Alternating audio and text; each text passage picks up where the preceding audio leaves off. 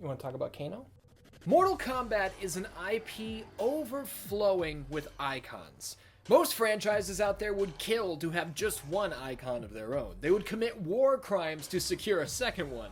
Mortal Kombat's got iconic characters, iconic levels, iconic catchphrases, so on and so forth.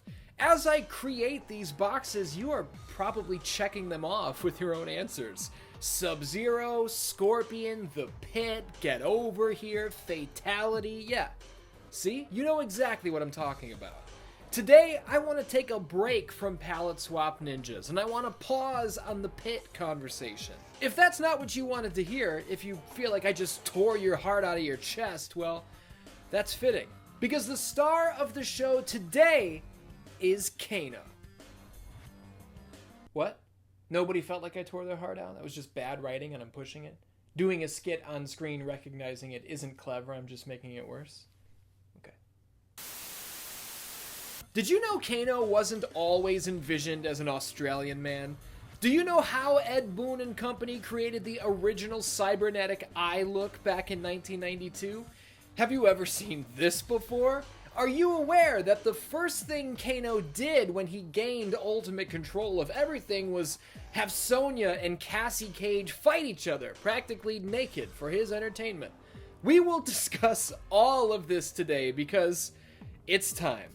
Thank you for watching Mortal Kombat Monday, and welcome to the evolution of Kano.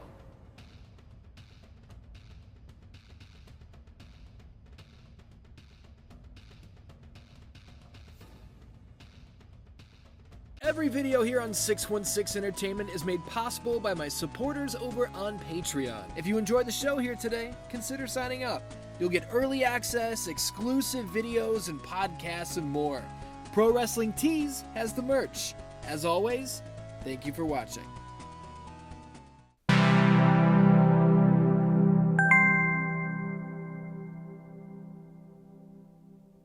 Now, if you've never seen any of my evolution of videos before, I write these in a very specific fashion. I do not use all of the information we have on hand right now. I like to go game by game, addressing everything we know about the character in question year by year, stacking up the new developments and lessons learned along the way. I think it's more fun like this because, this is how we all learned about these characters. We didn't know Noob Saibot was actually the original Sub-Zero from his first appearance. Noob Saibot existed for 11 years before his true identity was revealed. See? I think it's fun to do it this way. I've already done evolution ofs on Sub-Zero, Johnny Cage, and Reptile, if you'd like to check those out. They're in the Mortal Kombat Monday playlist. And I might re-release the Reptile video at some point this season because that was one of the unlucky age-restricted episodes and practically nobody saw it because of that, which sucks. Anyway, Kano is our focus here today. Look at this man doing this flippin' flying cannonball deal. Throwing knives out of his boot, or, he's not wearing any goddamn shoes. I guess there's a sheath on his calf there. A sheath with an infinite supply of throwing knives. Look! Who the hell is Kano? What did we know about him from the get-go? Well, he's got one shoot eye and one working eye. What's the deal with the right side of his face? We don't know. What happened to his face? We don't know. Can he see out of that gimmicked eye? We don't know. Can he shoot lasers out of it? We don't know. Is he a cyborg or a man? Well, he's a man. His bio tells us that Kano's a mercenary. He's a bad dude. He's affiliated with a group called the Black Dragon. And it's no surprise that he's a bad guy, right? I don't know how many good guys are willing to plunge their hand into your chest and rip your still beating heart out and show it off for all to see. Kano's heart rip fatality in my household was right up at the tippy top with Sub-Zero's spine rip. Maybe you're into Toasty or the Kiss of Death. Those are good too, but the heart rip is so sick. We know from Sonya Blade's bio that she works for the good guys. She's a member of the Special Forces. And the Special Forces have been chasing the Black Dragon around the globe. Just like that, one of the most famous rivalries in franchise history was born. Completing the arcade mode treats us to Kano's ending, where, upon victory, Kano decides to ruin the Mortal Kombat tournament. What a jerk-off. What throws me for a loop is this. What the hell is the Battle of the Sans? What is that?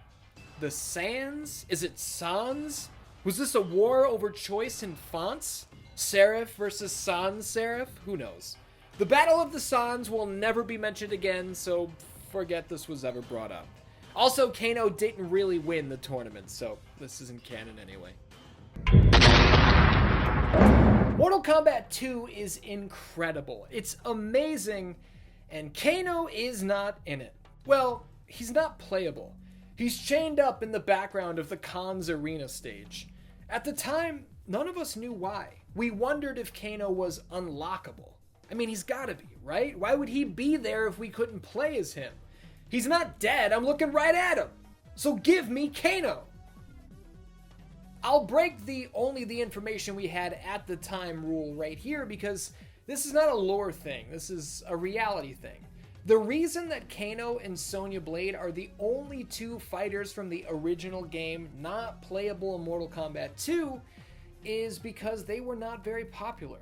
As a matter of fact, Midway found them to be the two least popular characters in the game, and those two roster spots would be given to two brand new fighters to explore. Maybe these new fighters would wind up being more popular, which would result in far more quarters being pumped into machines.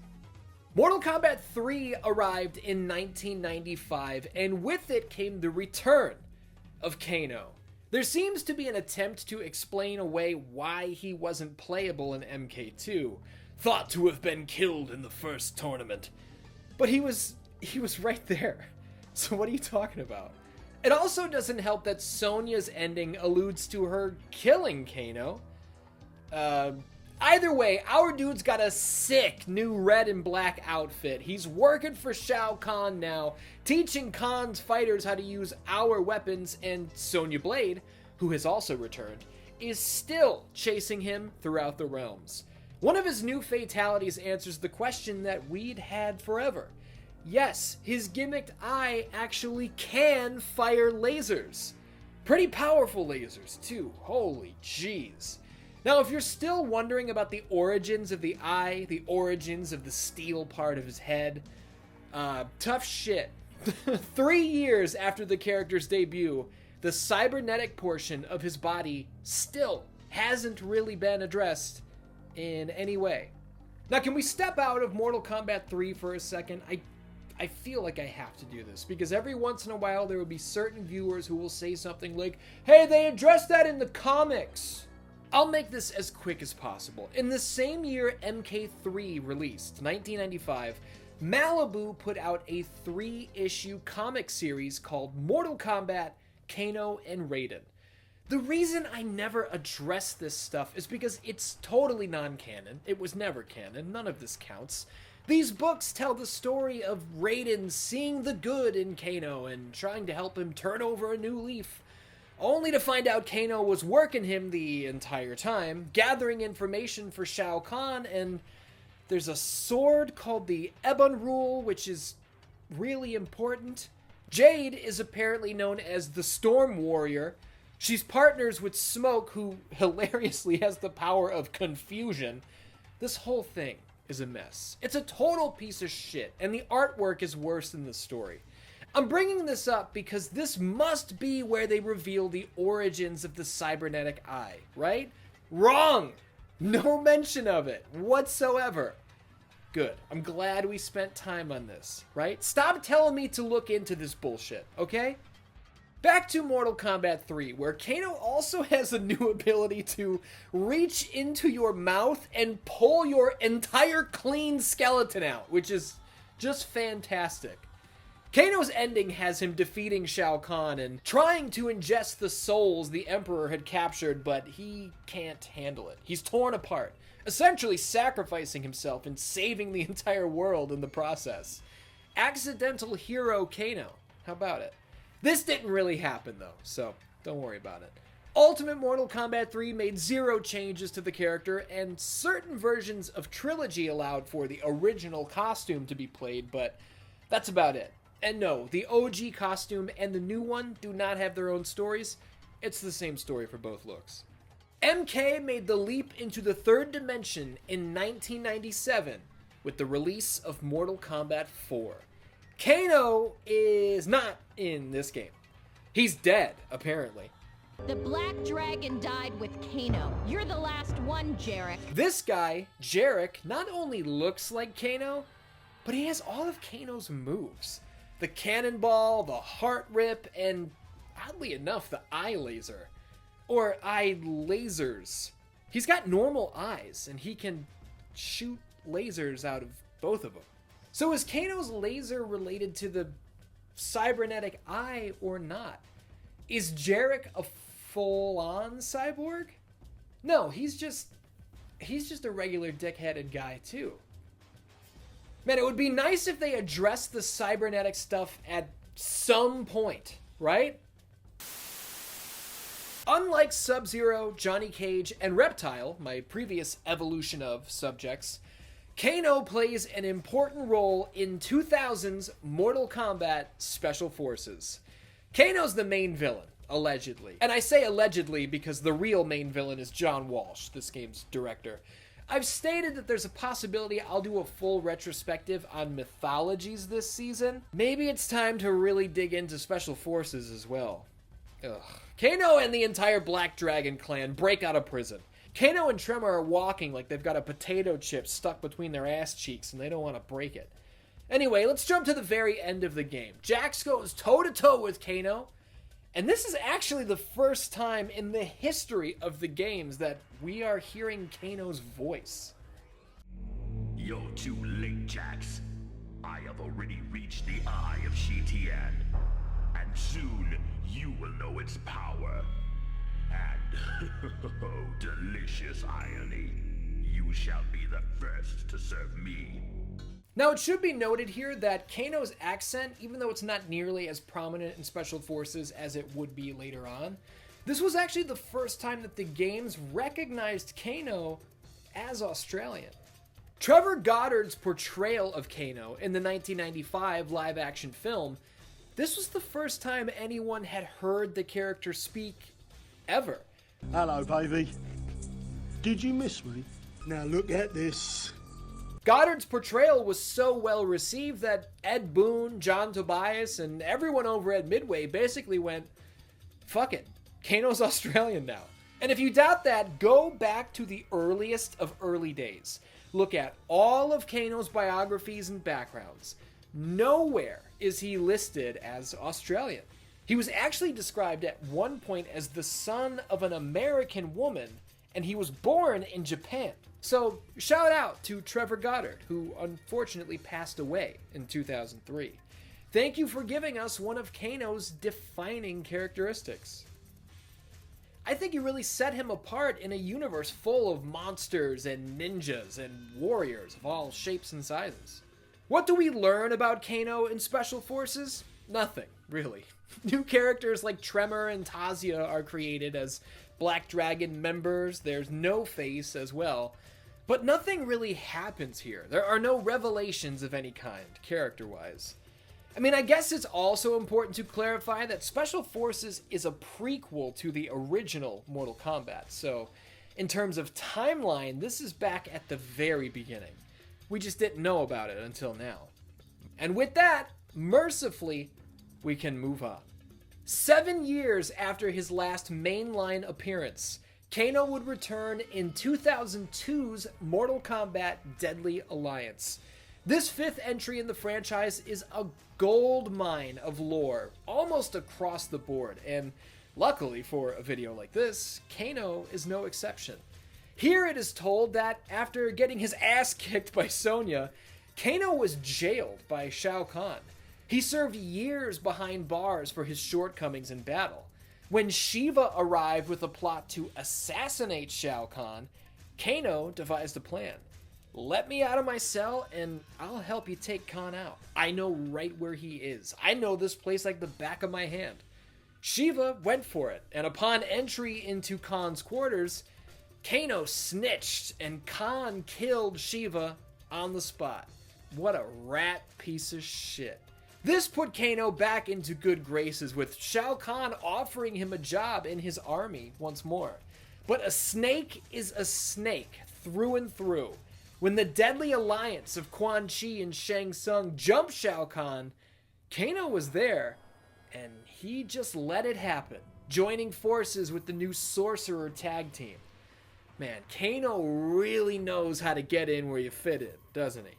Through the bio and conquest mode details of Li Mei, we learn that her people and village were one of Kano's many targets. The debuting Movado is a member of the Red Dragon clan.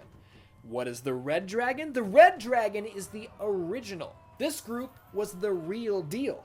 The Black Dragon was formed by Red Dragon cast-offs who went rogue. Movado's involvement with and assistance of the Deadly Alliance is under one condition. Movado wants Kano handed over on a silver platter.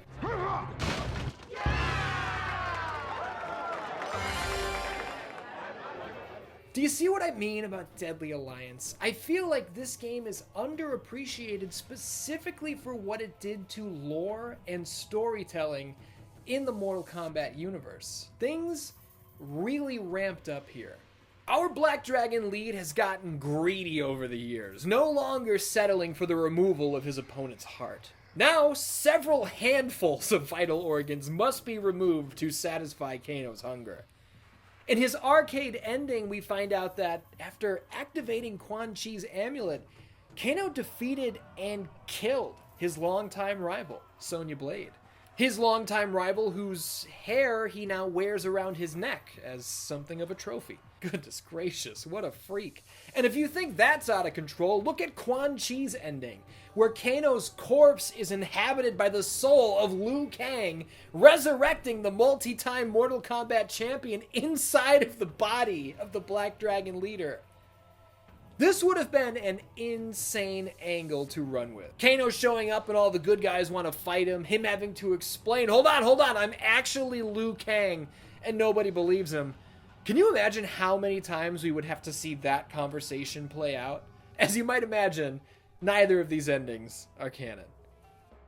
Even if those endings didn't get followed up on, that's fine, because 2002's Deadly Alliance developed Kano more than any of the previous games did. It developed Kano more than all of the previous games combined. We now have an ongoing feud with the Red Dragon and Movado. We know that Kano was responsible for the death of Shiva at the hands of Shao Kahn. We know that Kano worked with Shao Kahn, but then didn't attempt to help him at all when the Deadly Alliance attacked, and Kano allied himself with the Deadly Alliance. This game is a lore goldmine, I'm telling you.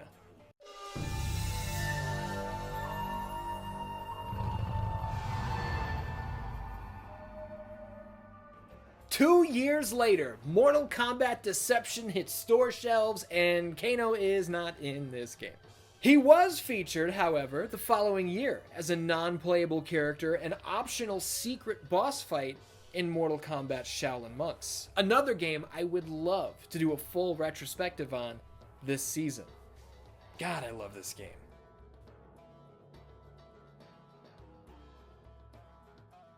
Armageddon was inevitable. With so many powerful fighters, many of whom were gaining more and more destructive abilities by the day, this was all unsustainable. Mortal Kombat Armageddon tells the story of the Great War, one final fight that would either strip the powers away from everyone or end in cataclysm. Kano's role in the game's conquest mode isn't extremely notable. Our main character, Taven, happens upon Kano in an underground Red Dragon lab. Kano states that the Red Dragon are conducting tests on their own clan members in an attempt to create human-dragon hybrids. And I guess Kano's presence here, when coupled with his arcade ending, insinuates that Movado did actually kick Kano's ass at some point in the Deadly Alliance days. How do you like that? And that's about it. That's all we get here. That's the problem with Armageddon. That's the problem with a game where everybody is here. Practically nobody has anything to do. How do you have individual storylines for like 40 fucking people, right? Going forward, I'm sure Kano will get something to sink his teeth into. A real growth opportunity to spread his wings once again. The 8th mainline game would arrive in 2008. Mortal Kombat vs. DC Universe sees the toughest warriors of Earthrealm and Outworld battling the greatest heroes and villains of Metropolis, Gotham City, Themyscira, and beyond. How the hell did this happen? Well, Superman destabilized the boom tube. Insolent fool! You're destabilizing the boom tube! Elsewhere, Raiden disrupts Shao Kahn's portal escape, and these two events occurring in the exact same second broke the fabric of time and space, merging these two worlds together. What does that mean for Kano? It means he's kind of just along for the ride. He's a heel, as usual. He's feuding with Sonya Blade, as usual. I do appreciate that, despite not knowing who the Flash is, Kano's first instinct is to kill the Flash over a minor annoyance. Our guy may have the worst, air quotes, fatality in franchise history here in MK vs. DC. Let me know what you think of this. Jesus Christ, I think I would survive that. But the real fun comes in Kano's arcade ending where he turns into the Joker. MK vs. DC was not the initial plan for the 8th Mortal Kombat game. This was a concept thrust upon developer Midway from up top, and this would actually be the final Mortal Kombat game released under the Midway banner.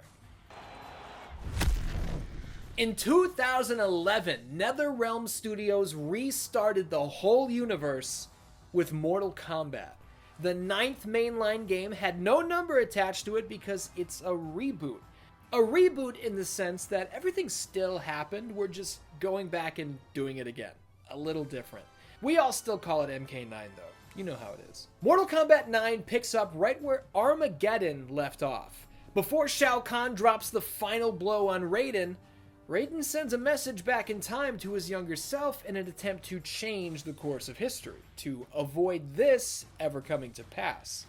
For a character like Kano, who had honestly languished without any real development to his character at this point for close to 10 years, this was huge. This was a chance to re-establish himself, an opportunity to be bigger, badder, and better than before. So let's take a look at Kano's bio here in MK9. Go-to man for the Black Dragon, but when an operation went to hell and his face was horribly mutilated, Kano's crime spree almost ended. Ever the survivor, he used his Outworld connection to find a cyberneticist capable of repairing the damage. Kano was fitted with several high-tech enhancements, most notably his eye laser. They did it. They finally did it. 20 years after the character's debut, the developers have finally canonically recognized his most defining characteristic. Goodness gracious. So what does Kano do with his fancy cyber gimmicks? I mean, we're riding high now. Check it out, too. It's straight up Terminator style now. The days of a glued-on plastic shell are long gone. What's next? Well, he's still beefing with Sonya and the Special Forces, obviously. He gets his ass kicked by Johnny Cage, and that's where we learn that Kano was actually assisting the Special Forces. He was an informant, giving them info on the Black Dragon's leader, all while he was the Black Dragon's leader, and he was just full of shit. He was using them to stay 10 steps ahead. Excellent. I love that. I feel like this is the most in his element we had ever seen our boy. Shooting rocket launchers in the woods with Shang Tsung like he's fucking Hunter S. Thompson. After Cabal is burned, it's revealed that Kano is the man who performed the experiments, or surgeries, that saved Cabal's life, albeit against his own will. Now, Kano is one of the few fighters on the roster without their own story mode chapter, unfortunately, and worse, he doesn't win a single fight across the entire ordeal, taking losses to Johnny Cage, Smoke, Cabal, Sonya Blade, and more. And I'm not saying that he has to win all the time, but winning once in a while certainly wouldn't hurt his credibility as an actual threat, you know? I do appreciate the fatality of ripping your heart out from behind and popping it like a cherry tomato right in front of your face, but the heart rip, head rip, replacement finisher, nah, this one doesn't really do it for me. Non-canon arcade ending-wise, Kano's newfound power sees him using his cybernetics to gain access to technology all around the world. Jax hacks into Kano's mainframe and Kano goes berserk, taking control of entire armies and nuclear weapons, ready to extinguish life as we know it in an instant with a mere thought. Jesus Christ. Mortal Kombat X kept our Black Dragon badass busy. In a meeting with Kotal Khan, who Kano had been working with for quite a while, it is revealed that Melina got a hold of Kano on the side, offering over $100 million to assassinate Kotal in the middle of the street. Now this plan doesn't work out. Right when Kano's about to meet his end, Tanya makes the save. Later on, Kano is brutalized again, this time by longtime nemesis Sonya Blade. And this is, again, really about it as far as the story is concerned. So let's switch gears and talk about his look. The eye is still gimmicked, still lasered up. But check out the chest piece. No longer is this a bandolier. No longer is this some strap he simply wears around his chest. Kano's heart is a cybernetic implant now as well. With MKX's variation system, the color of the implants changes as well. Blue, red, yellow, which one is your favorite? I gotta say, the yellow is pretty sick, but I hate the blue. Blue does not work for Kano. In the fatality department, the double knife throw, while simple, is quite brutal. I appreciate this. Don't take this too seriously because it's not canon, but Kano's arcade ending has him realizing that he's not going to be around forever. It's really important to him that his brutal ways carry on long after he's gone. So Kano begins his quest to find the perfect pupil to keep his name alive. Who better than his very own son to carry on the legacy? Kano's got a boy! Yeah, don't forget, this isn't canon. Kano's son wasn't mentioned before this, nor has he ever been mentioned after. In 2019, Mortal Kombat 11 introduced the concept of generations to the MK universe. Kronika was revealed as the Titan who controlled the passage of time from the very beginning. In an attempt to erase Raiden from existence so that he stops screwing up her plans, Kronika brings fighters from the past into the present. Does this result in a young Kano standing alongside the modern-day Kano? Why, yes it does. Also, modern-day Kano is straight-up professional wrestler Austin Aries. I'm not revealing this or anything. Everybody knows this. This has been talked about all over the place. And this seems to be a pattern with NetherRealm, doesn't it? Former UFC fighter Felice Herrig stated that her people were looking into legal action after she found Cassie Cage's MKX appearance to be, in her words, 100% me. And honestly, I think she's right. Anyway, let's jump to the main Kano scene here in the story, where the two ages are working together. Modern day Kano has young Johnny Cage held hostage, and Sonya Blade blows young Kano's brains out, rendering modern day Kano a paradox, blinking him out of existence. I feel like I've talked about this 3 or 4 times already in this season alone, which is hilarious, but it's so sick, dude. Sue me. Sue me like I stole your likeness for a character. How about it? And speaking of Cassie again, and Sonya for that matter, Kano's arcade ending where he has control of the hourglass, the first thing he does as ruler is force mother and daughter to fist fight, practically naked, for his entertainment. Yeah, see now this must be that woke stuff that some of you are constantly complaining about, like little babies, right? This is so woke. Give it a rest, man, for all of our sakes. Shout out to the dancing fatality, where the broken beer bottle plunged into the opponent's jugular makes for a beautiful fucking bloodbath. In talking about MK11, I feel like the customization is an important thing to touch on. How could we not create a totally cybernetic Kano to go toe-to-toe with goddamn RoboCop? Are you kidding me? It's so stupid. And I love it.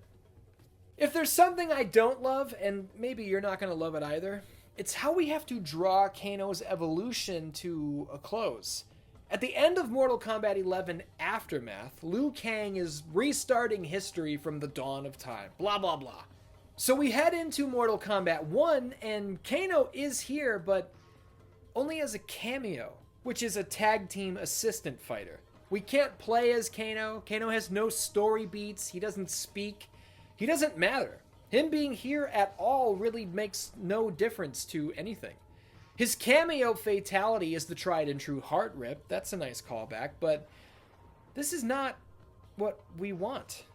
We can dress up our little Kano doll in a couple different colors. He can wear the brown and green like his little buddy Jarek. Ugh. I wish we had a higher note to close on here, but we don't. This is it.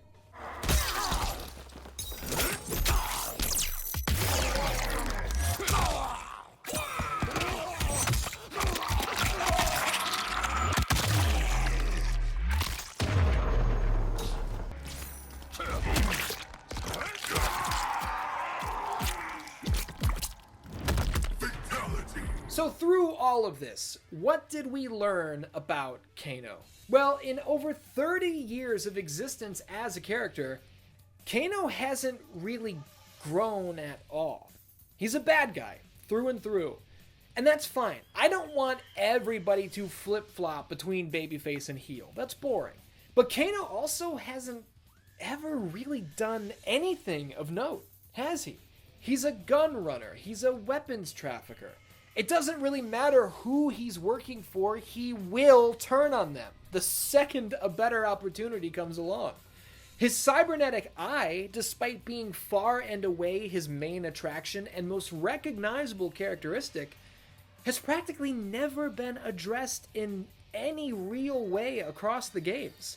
We know he has it. It took 20 years after he showed up for us to even learn that he got injured on a job and that's where it came from. But for Christ's sake, show us the scene. Make someone responsible for it. Let us either get revenge on that person or work alongside them or something. Kano's a loser. He never comes out on top. He has been running from and fighting Sonya Blade for 30-something years, and he has never landed a killing blow. Meanwhile, she's killed him a bunch of times. Most recently in that terrible movie from 2021. In MK Legends Snowblind, an animated film, King Kano has control of the Hourglass. This is something. Captain McKay and I did nearly a 2-hour review discussion of this movie back in 2022. Feel free to check that out. But yeah, we're mostly focused on the games here today. And across the games, Kano is not much of a factor, really. Where do you want to see Kano go in the future? What exactly would you like to see him do? What would you like for him to become? Or is Kano destined to just remain the asshole middleman he's always been? Let me know down in the comments. Best thing about this future, love? I'm alive, but you're dead as a doornail. Worst thing is, it's those Netherrealm stiffs did you in. Should have been me. Oh, there it is, Dan Dans. That is the evolution of Kano. And Kano has not really evolved all that much, has he? And you might be thinking, hey pal, great choice for an evolution video. And to that I say, not everybody has the trajectory of a Sub-Zero or a Reptile. What did we learn about Johnny Cage? We learned that he basically repeated the same 2 steps of his story over and over for like 15, almost 20 years before finally surviving Mortal Kombat 9 and becoming the top guy in Mortal Kombat X. So sometimes it just takes a while before there really is a big development. Or in the case of Kano, sometimes there never is a big development. He's the same guy he's always been, and maybe that's okay. I've tried to evolve, I've tried to develop. In 2018, over 1 million of you watched the history of Mortal Kombat. And I evolved over time. In 2025, we're talking just a month or two ago, I did a video on Diablo 4, and all of you said, don't do this. I mean, really, most of you didn't say anything because practically nobody watched that video. And I guess that's the point. Evolution is not always guaranteed to go over well. Sometimes it's rejected. Like a really good video about sharing your passion for Diablo. I'm kidding. Thank you for watching today. Patreon is where you can catch all of the uncensored versions of Mortal Kombat Monday. YouTube channel memberships is another way to support me, although I'm not allowed to show uncensored stuff here. Blame them, not me. Either way, thank you very much for watching. Thank you for being here. Thank you for support. I love ya, and I will see you soon.